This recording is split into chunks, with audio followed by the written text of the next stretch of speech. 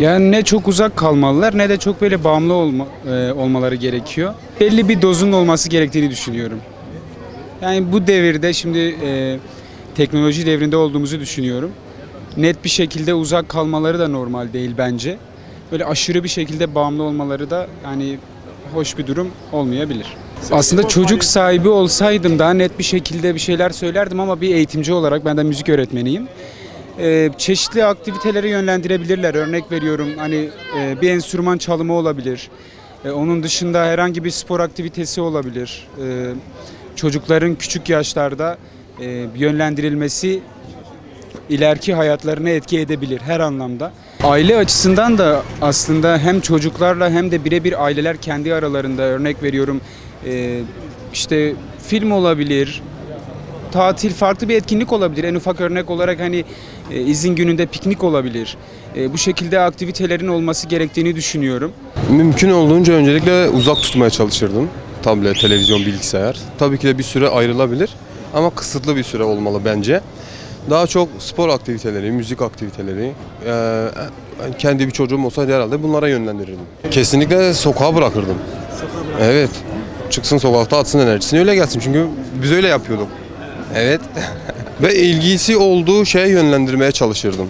Mesela benim içimde müzik aşkı vardı ama ailem belki de bilinçsizdi. O yüzden kendi kendime yönlendim. Biraz geri kaldım tabii ki de ama artık kendi içimden, kendi emeğimle ne yapabildiysem okulunu da bu şekilde okudum aynı şekilde.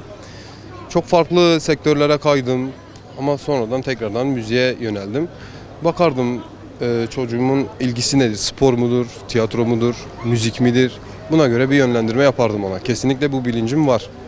Hani ebeveyn kontrolünde bir serbestlik olabilir.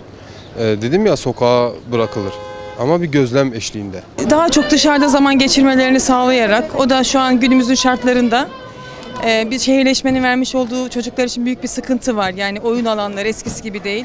Mecburen biz başlarında biz gezdiriyoruz, biz götürüyoruz bir yerlere. Yani bizim aslında bizde zaman geçirdikleri zaman ekrandan kopmuş oluyorlar. Yoksa tek başlarına geçirdikleri zaman maalesef kısıtlı. O tabii ki zamanın şartlarından, şehirleşmenin getirmiş olduğu dezavantajlardan birisi. Ya akademik yani bu adı üstünde yaz tatili aslında. Akademik gelişim için hani çocukları çok aşırı derecede böyle ders tekrar yapmamak lazım. Hani özel bir durum vardır, sınava hazırlanıyordur, o başka bir durum ama çocukların dinlenmeye de ihtiyaçları var. Zihin süreçleri biraz dinlenerek de aslında biz dinlendiğimiz zaman da öğreniyoruz. Hani öğrenme sürekli olan bir şey değildir. Dinlenmek, mola vermek gerekli ama molanın nasıl geçirildiği çok önemli. Yani bu mola tabii ki siz ekrandan bahsediyorsunuz. Geçirilince öğrenme kesintiye uğrar. Ama çocuk hareket ettiği zaman, özellikle bol hareket ettiği zaman, gezdiği zaman, bir şeyleri deneyimlediği zaman öğrenme süreci zaten aktif halde devam etmiş oluyor. Ekstra bir akademik ilgiye ihtiyaç yok bence yaz tatilinde. Onun yerine gerçekten çocuğun tam anlamıyla dinlenmesi lazım. Tabii ki düzen olmalı. Çocuklar yani o süreyi değerlendirecek iradeye sahip değiller.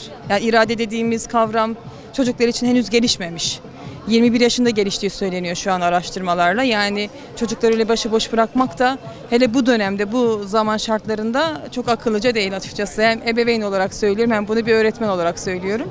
Sabahları daha çok gezmeye ayırıyorum. Akşamları da ara sıra telefona bakıyorum. Yani o kadar fazla değil ama çoğu zaman bakıyorum. Kitap okuyorum ya da ders çalışıyorum. Evet, katılmışlığım var. Voleybola gitmiştim. Ara sıra annemle yüzmeye gitmiştik. Tamamen olmamalı. Çünkü eğer tamamen olursa fazla ekrana bakabilirler.